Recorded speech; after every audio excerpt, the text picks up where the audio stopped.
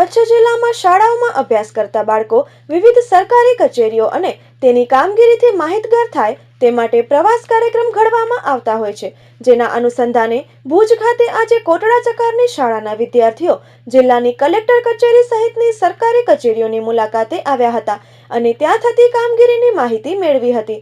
ભુજ ખાતે આજે શાળાના વિદ્યાર્થીઓએ સરકારી કામગીરીની માહિતી મેળવવા સાથે ઉત્કંઠાભર્યા પ્રશ્નો પણ શિક્ષકોને પૂછ્યા હતા।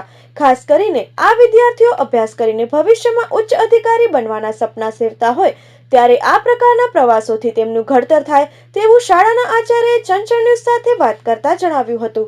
મારું નામ એસ કે વસૈયા, પ્રધાન આચાર્ય શ્રી SD સરસ્વતી વિદ્યા મંદિર કોટડા ચકર। જે આજે શૈક્ષણિક હેતુ માટે બાળકોને જે મનની અંદર ડર હોય છે કે ક્યારેક પોલીસ પકડી જતી હોય છે કે એવા જે કોઈ પ્રશ્નો હોય છે અને આપણી NEP અંતર્ગત બેગલેસ ડે અંતર્ગત બાળકોને અહીં એક SP ઓફિસની મુલાકાતે લાવ્યા, જેથી કરીને એમનો ડર નીકળે અને વિશેષ માહિતી પોલીસની એમને મળે।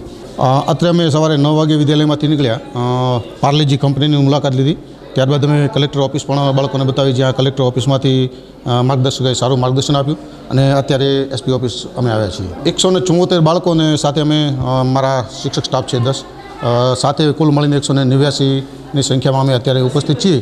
બાળકોમાં એક નવી જિજ્ઞાસા વૃત્તિ પેદા થાય કે એમને પણ ભવિષ્યની અંદર મોટા થઈને ભણી ગણી અને શું બનવું છે।